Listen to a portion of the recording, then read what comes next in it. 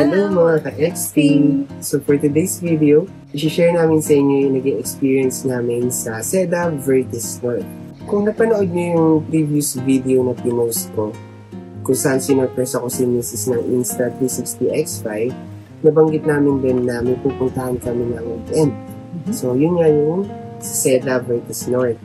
So bakit din yung napili namin pag-staycationan sa birthday ni Mrs.? Kasi siguro, number 1, proximity sa kung saan kami nakatira.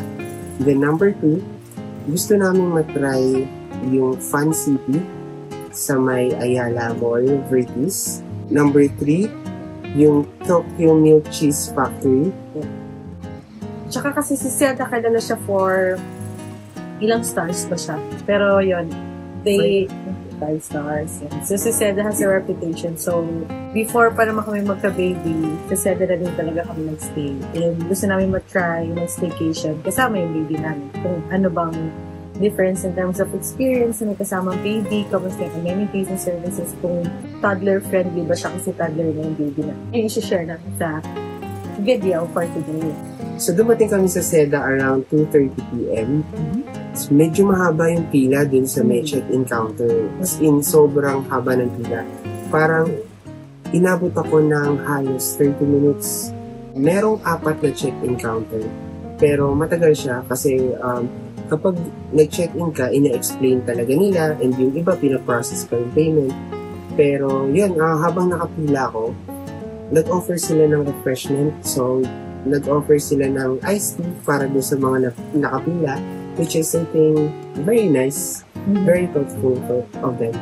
After 30 minutes or so, nabigay na yung key card sa akin and umakit na kami sa room.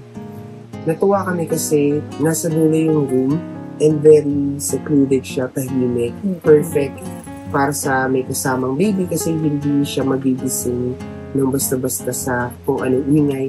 Ang view namin is kita namin yung full area, playground area. Tsaka yung harap ng Soler. Tsaka yung harap ng Soler. North. So, yun yung view namin. And okay naman yung room. Very standard. Meron kaming king-size bed.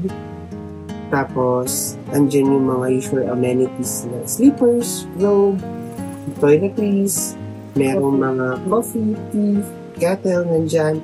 Tapos, yung huling punta kasi namin doon, bottled water pa yung kasama. Pero ngayon, nagre-reduce na sila ng mga plastics.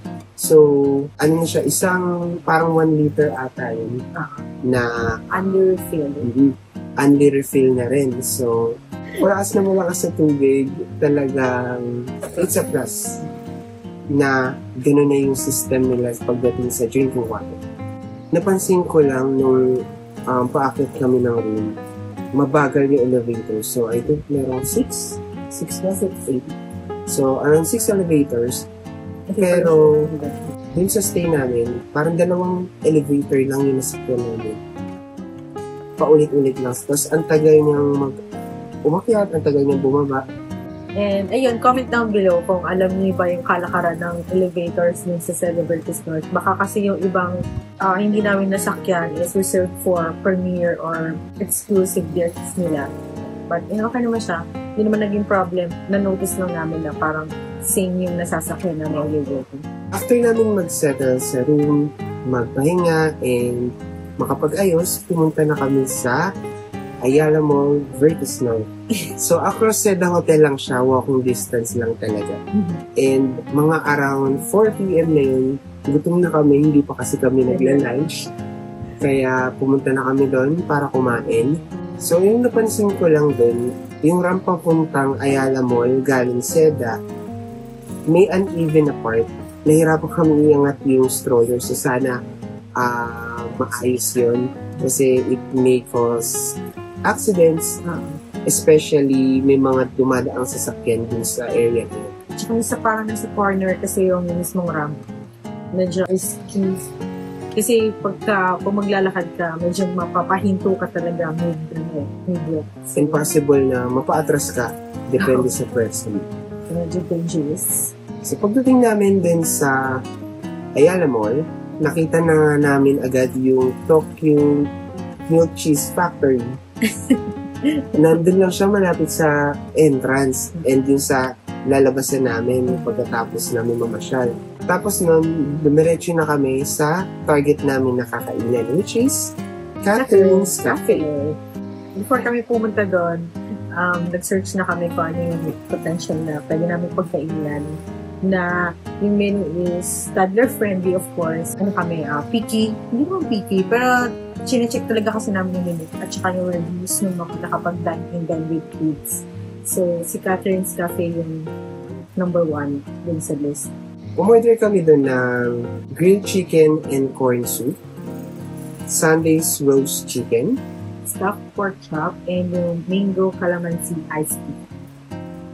So, for me, yung grilled chicken and corn soup, medyo naalatan lang ako dun sa sabaw.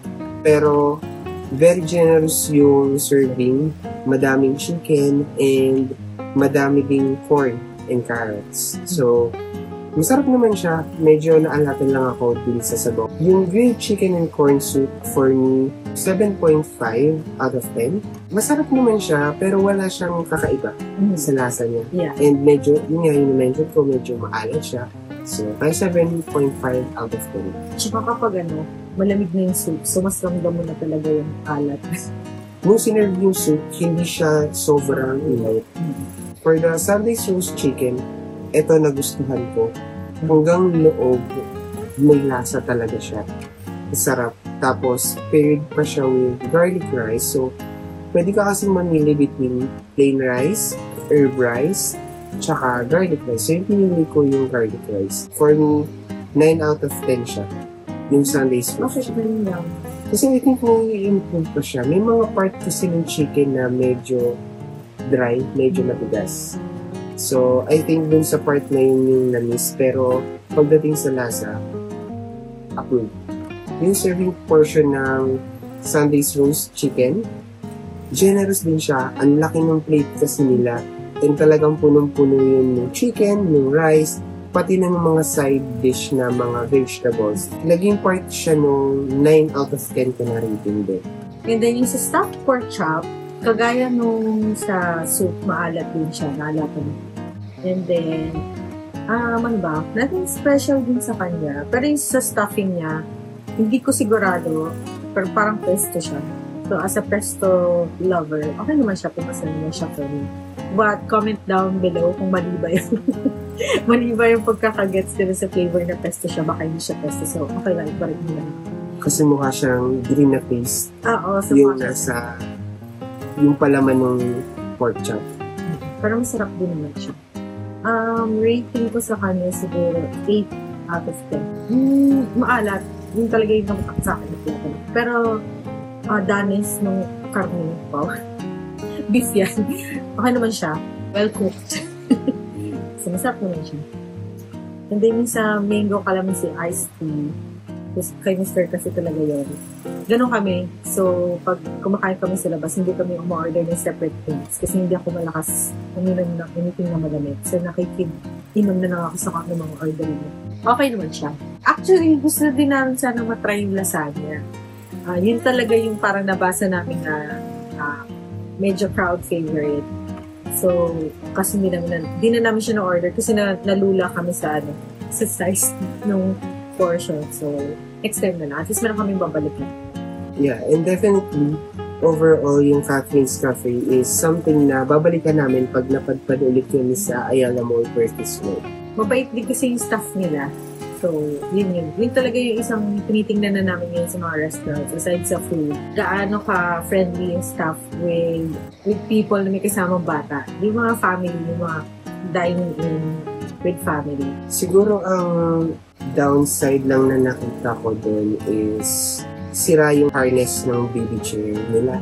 So, we had to improvise. So, binuhol na lang namin yung seatbelt para hindi malaglag si baby kasi lalo na sa age niya ngayon, malikot na siya and tumatayo na siya kapag nasa high chair siya. Na-appreciate ko yung staff kasi nung niraise ko yung sa high chair na kung pwede bang palitan, sinabi niya kasi currently lahat ng high chairs are taken.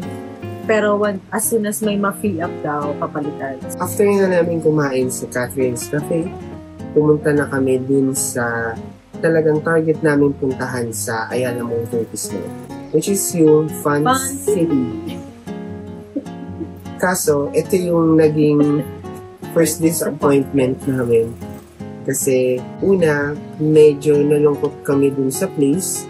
Kasi, parang andilim niya for a place na made for kids. Yeah. Second, medyo maraming tao. I think hindi naman siya makokontrol, especially if weekend yung punta namin.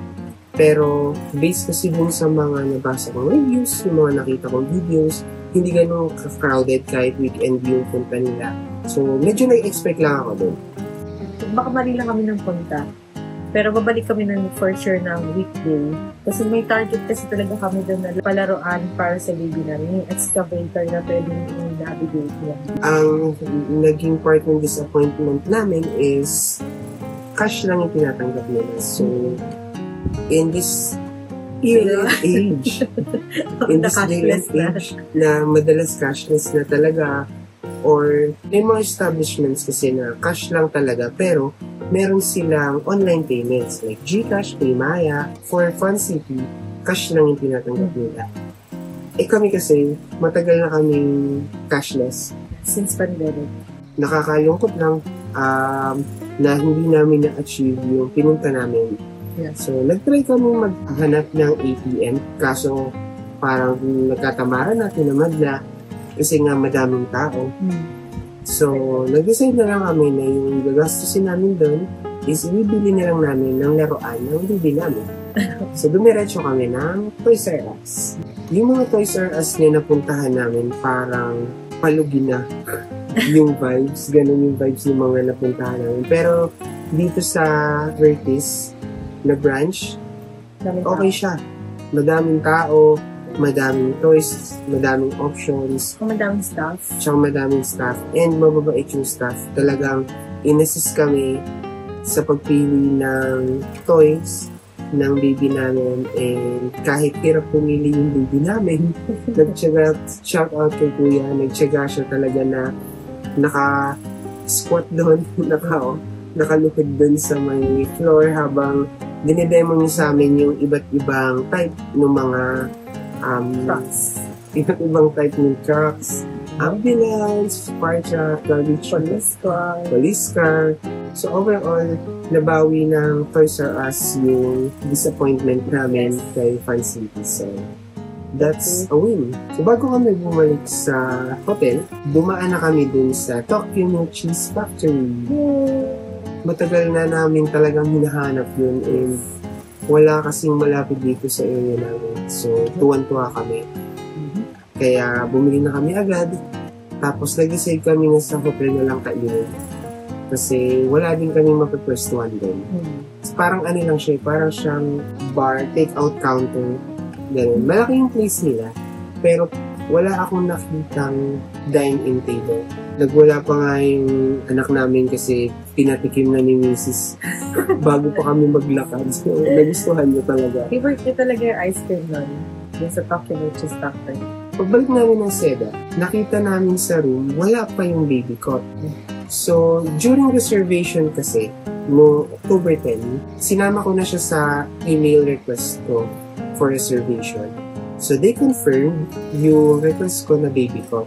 During check-in process, niremind ko sila ulit tungkol din sa baby cot. Then, pagdating namin sa room, wala pa rin yung baby cot. So, nag-follow up ako. Kasi, in our experience, dun sa City of Dreams, pagdating namin ng room, nung umalis kami, pagbalik namin ng room, nakaset up na yung baby cot. So, in-expect din namin na parang ganun din yung mangyayari sa Seda. Tumawag ako sa front desk to follow up yung sa baby cot. And ito na nga yung second disappointment.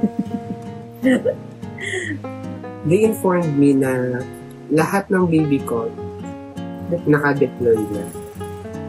So, I've asked kasi they committed on it din sa email during reservation and na-remind din namin siya upon check-in.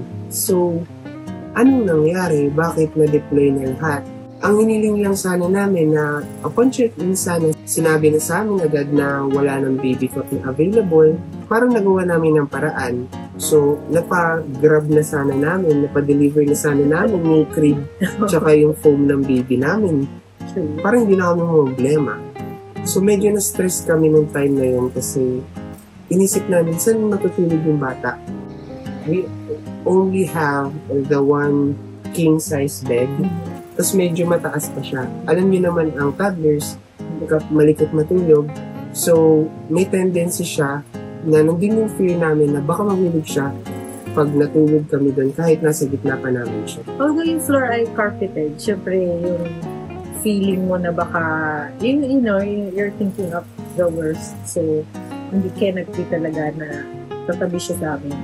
So, tumawag ulit si Mr. Finale up niya ulit kasi sabi ko, para after ilang hours minutes lang. 15 to 30 minutes. Yeah, follow up ulit siya. To check lang baka may available na. Baka sakaling ba baka may mamilagro na kapag-produce sila ng baby cot. Yung second na tawag ko kasi, nag-request din kami ng refill ng water. Then, sinama ko na rin yung request ko ng baby cot. Tsaka yung pag papasara ng mga outlet na exposed yung tawag dito. Pag dumaan kasi yung toddler namin, may tendency kasi na mahilig siya mag-book. So, pinasara na din.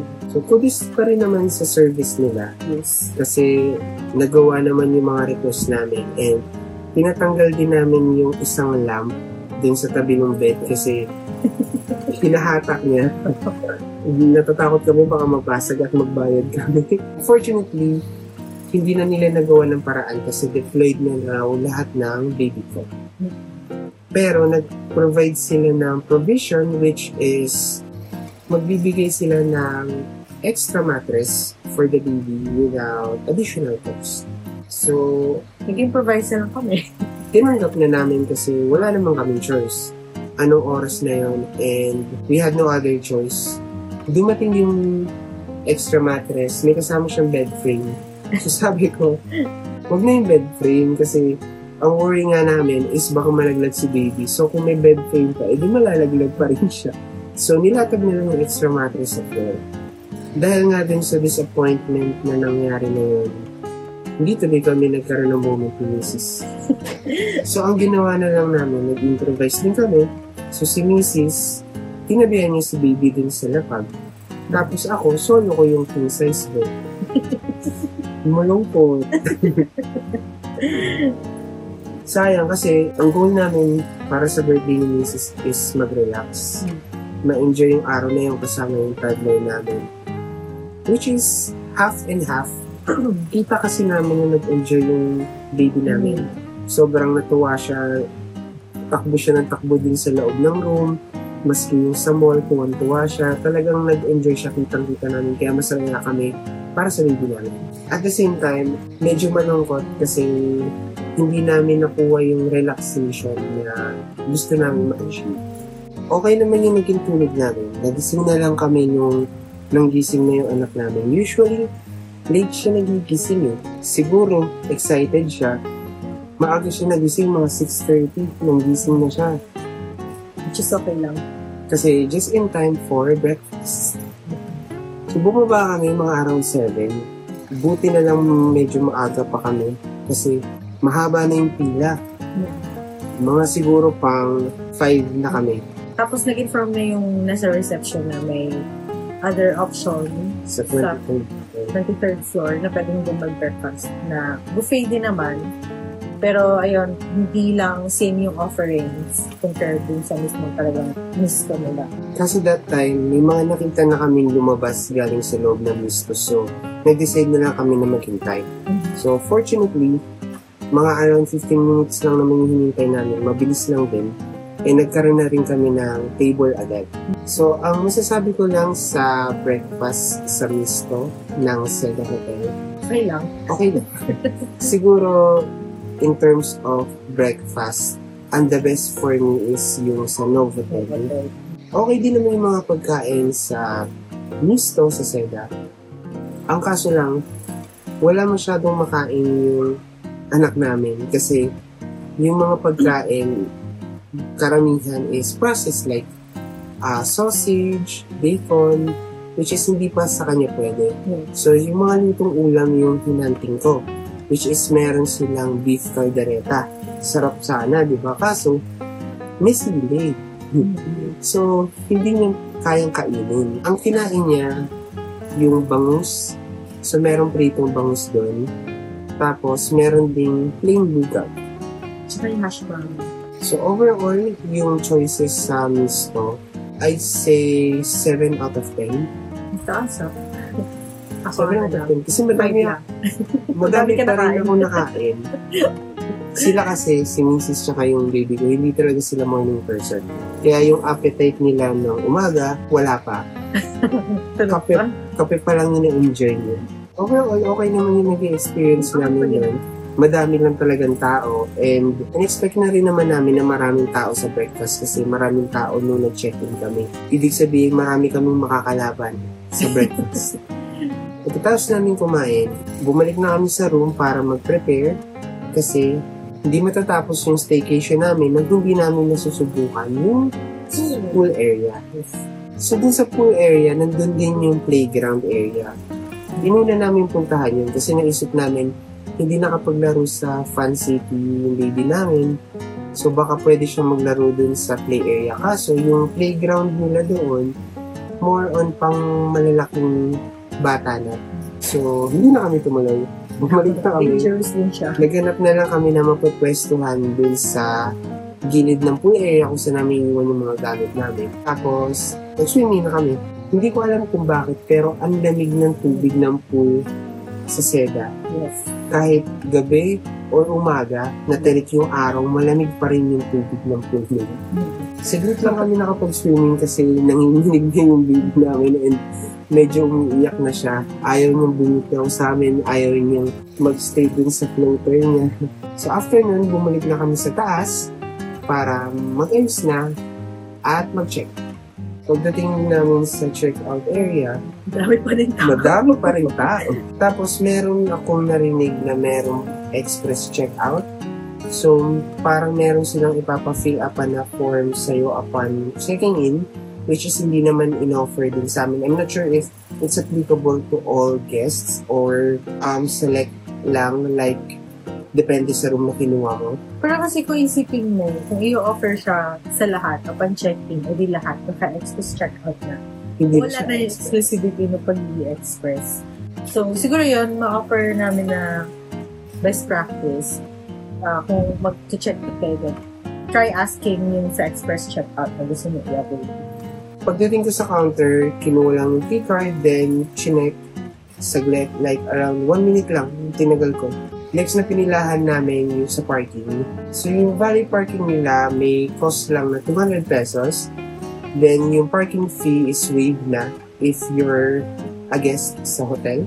Pagkabayad, maya-maya kinuha na ni Kuya yung sasakyan. Tapos nilabas niya na yung gamit. Mabilis naman. Mabilis. Dumating din agad and gulat ako kasi pagsakay namin, nakatodo yung aircon, ang lamig.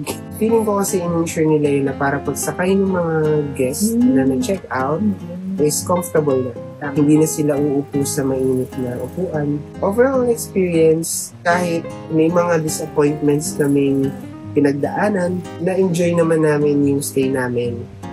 Kasi nakita namin na yung baby namin talagang nag-enjoy siya. Tuwan-tuwa siya. To the point na pagsakay niya ng sasakyan nung pauwi kami is tulog na siya. Nakatulog na siya agad. Pero kung babalik kami sa Seda Hotel Vertis North, siguro after few years, kapag medyo malaki na si baby, siguro after 2 years, 3 years. Parang hindi na kami ma-stress kung walang mag-provide na baby ko. And ma-enjoy niya na talaga yung mga amenities ng hotel. For me, yung overall experience namin, marirate ko siya na 3 out of 5. Ako din, 3 out of 5. Kayo mga ka-XP, ano yung experience niyo sa Seda Hotel Vertis North? Nagustuhan niyo ba yung mga pagkain sa breakfast? Na-accommodate ba lahat ng request niyo? Lagay niyo naman dun sa comment section. Ayun lang for this video. Gusto lang namin i-share yung naging experience namin. See you on the next video. Peace!